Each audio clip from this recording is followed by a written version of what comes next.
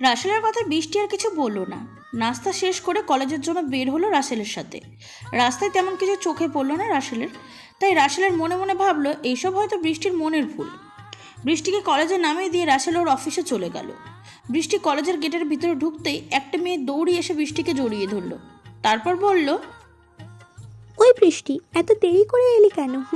আমি তো ভেবেছিলাম তুই আজকে কলেজেই আসবি না। তোকে ছাড়া একা একা খুব বোর হচ্ছিলাম রে।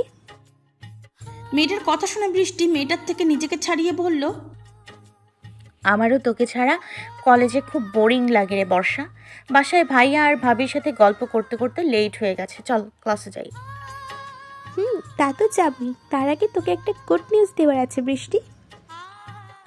Good news? কি গুড নিউজ রে, জলদি বল প্লিজ। আরে তুই কি সত্যিই জানিস না বৃষ্টি কিসের গুড নিউজ? আমি জানলে কি আর তোকে জিজ্ঞেস করছি বর্ষা? দেখছি সেই তো কলেজের কেউই আমার সাথে তেমন একটা কথা বলে না, বিশেষ করে ছেলেদের মাঝে কেউ তো তাকায়ও না কখনো। মন খারাপ করে বলল, হ্যাঁ রে বৃষ্টি, ব্যাপারটা আমিও লক্ষ্য করেছি, কিন্তু ওরা কেন তোর সাথে কথা বলে না এটাই বুঝি না। আচ্ছা বাদ দে ওইসব, এবার শোন গুড নিউজটা। জলদি বল। আগামীকাল আমাদের কলেজের নবীনবরণ উৎসব, আর সেই উৎসবের প্রধান অতিথি কি হবে জানিস? কে হবে বর্ষা? আরে ঢাকার সবচাইতে বড় বিজনেসম্যান মিস্টার হাসান চৌধুরী শ্রাবণ। সেটা আবার কে রে? আর ওনার আসার জন্য তুই এত উত্তেজিত হচ্ছিস কেন? আরে তুই হয়তো জানিস না বৃষ্টি, তাই এমন কথা বলছিস। মিস্টার শ্রাবণ চৌধুরীকে কে না চেনে? শুনেছি ওনাকে নাকি একদম ফিল্মের হিরোদের মতো দেখতে, আর খুব নাম করা লোক উনি। ভ্রু নাচিয়ে জিজ্ঞাসা করলো বৃষ্টি, বুঝলাম, তাতে তোর কি বলতো? মানে তেমন কিছু না, এমনি বললাম আর কি। চল চল ক্লাসে যাই, ক্লাস শুরু হয়ে যাবে। কথাগুলো বলে বৃষ্টি হাত ধরে ক্লাসে চলে গেল বর্ষা।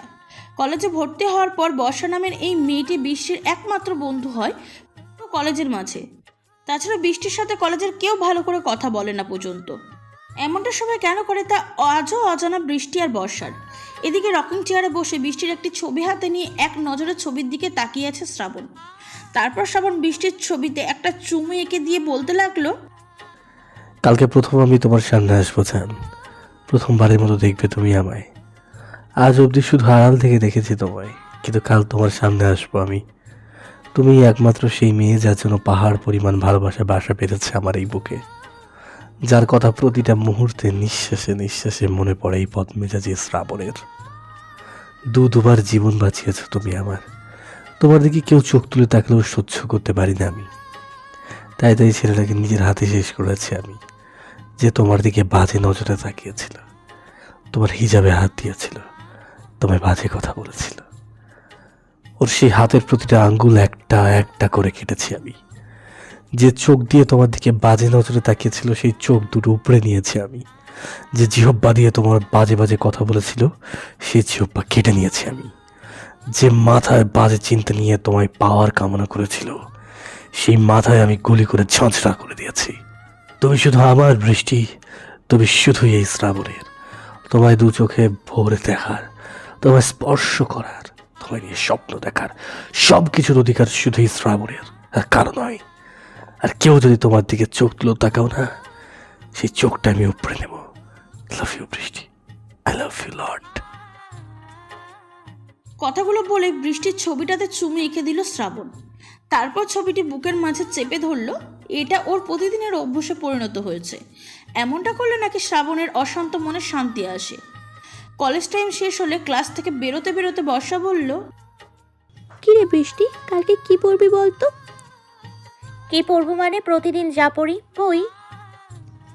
আরে গাধি, আমি বইয়ের কথা বলছি না, বলছি কালকে নবীনবরণ উৎসবে কি পরে আসবি। সেটাই তো, আমি তো ভুলেই গিয়েছিলাম। কি আর পরবো, সালোয়ার কামিজ আর হিজাবেই পরে আসবো। এই তুই কি সত্যিই গাধি নাকি রে বৃষ্টি? নবীনবরণ উৎসবে তুই সালোয়ার কামিজ পরে আসবি ভাবছিস? শোন, কালকে তুই অনেক সুন্দর করে শাড়ি পরে আসবি। এমা শাড়ি? ওটা আমি পরতে পারি না রে। আর শাড়ি পরে সেটা কন্ট্রোল করাও খুব মুশকিল। কোনো মুশকিল না, তুই বরং সুতি শাড়ি পরে আসবি, তাহলেই আর সামলাতে সমস্যা হবে না। বলছিস শাড়ি পরতে হবে?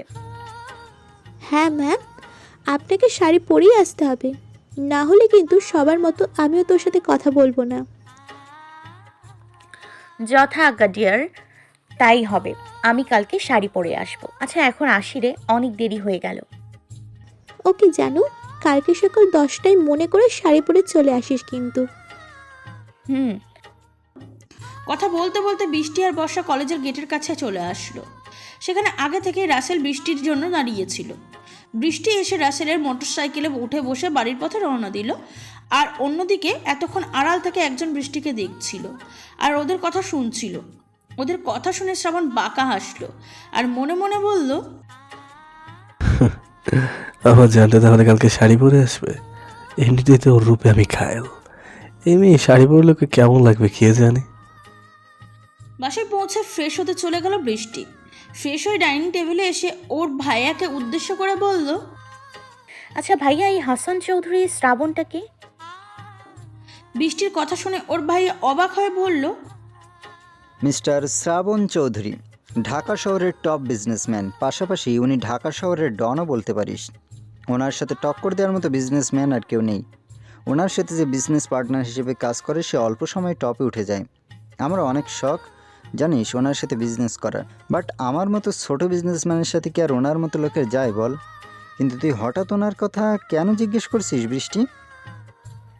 কালকে আমাদের কলেজে নবীনবরণ উৎসব, আর সেই উৎসবের প্রধান অতিথি নাকি মিস্টার শ্রাবণ, তাই জিজ্ঞেস করছিলাম আর কি। তবে তোমার কাছে যেমন শুনছি তাতে তো মনে হচ্ছে ওনার অহংকারে মাটিতে পা পড়ে না হয়তো। তাই এমন লোকের অহংকার থাকবে না তো কার থাকবে বল? কালকে আমিও তোর সাথে তোদের কলেজে যাব, এই সুযোগে যদি ওনার সাথে একটু পরিচিত হওয়া যায়। আচ্ছা ভাইয়া, আমার খাওয়া দাওয়া শেষ, আমি এখন উঠি। কথাগুলো বলে উঠে চলে গেল বৃষ্টি। আর রাসেল মনে মনে বলল, ইস, মিস্টার শ্রাবণ চৌধুরীর সাথে যদি আমাদের চাঁদনিকে বিয়ে দেওয়া যেত তাহলে আমার বোনটা রাজরানী হয়ে থাকতো। রাসেলকে চুপ করে বসে চিন্তা করতে দেখে স্নেহা বলল, আচ্ছা তুমি কি ভাবছো বলো তো? আমি যেন কেমন চাঁদনির বিয়ে বিয়ে গন্ধ পাচ্ছি। স্নেহার কথা শুনে রাসেল হেসে দিয়ে বলল, আচ্ছা স্নেহা, তুমি আমার মনের কথা সবসময় না বলতে বুঝে ফেলো কি করে বলো তো? কেন বুঝবো না সেটা বলো রাসেল। আমি তো তোমার ওই মনেই বাস করি, তাই না? আমি তো বুঝে গেছি, তবুও তুমি একটু খোলসা করে বলো তো শুনি, কি এত ভাবছিলে? ভাবছি শ্রাবণ চৌধুরীর সাথে যদি আমাদের চাঁদনির বিয়ে হতো তাহলে বোনটা আমার রাজরানী হয়ে থাকতো। কোথায় শ্রাবণ চৌধুরী আর কোথায় আমরা বলো? এসব চিন্তা দিনের আকাশে চাঁদ দেখার মতো। ঠিকই বলেছ। পরের দিন সকাল 8টার সময় বৃষ্টিকে ডেকে তুলল স্নেহা। বৃষ্টি বিছানা ছেড়ে উঠে ফ্রেশ হয়ে সকালে নাস্তা করতে চলে গেল ডাইনিং টেবিলে। ভাবি, আমাকে তোমার একটা শাড়ি দিও তো, আজকে নবীনবরণ উৎসবে পরবো। আচ্ছা তুমি খাওয়া দাওয়া শেষ করে আমার রুমে আসো, আমি আমার সব শাড়ি বের করছি, তোমার যেটা পছন্দ হয় সেটাই পরো। ওকে আমার সুইটি ভাবিটা। স্নেহা গাল টেনে বলল, মুচকি হেসে বলল বৃষ্টি। রাসেল ননদ ভাবির কাণ্ড দেখে মুচকি মুচকি হাসতে লাগলো। খাওয়া শেষ করে বৃষ্টিকে নিয়ে নিজের রুমে গেল স্নেহা। তারপর নিজের সবগুলো শাড়ি আলমারি থেকে বের করে সামনে ছড়িয়ে রাখলো বৃষ্টি। তারপর বলল, এগুলোর মাঝে যেটা পছন্দ হয় নিয়ে নাও চাঁদনি। বৃষ্টির একটা একটা করে সবগুলো শাড়ি দেখতে লাগলো। শেষে গিয়ে বৃষ্টির পছন্দ হলো একটা লাল পেরে সাদা জামদানি শাড়ি। অসম্ভব সুন্দর দেখতে শাড়িটা। বৃষ্টি শাড়িটা হাতে নিয়ে স্নেহাকে বলল, ভাবি, আমি এই শাড়িটাই পরবো, তুমি আমাকে একটু পরিয়ে দেবে প্লিজ? শুধু পরিয়ে নয়, আমি আমার সোনামণিটাকে সাজিয়ে দিব, চলো তো দেখি।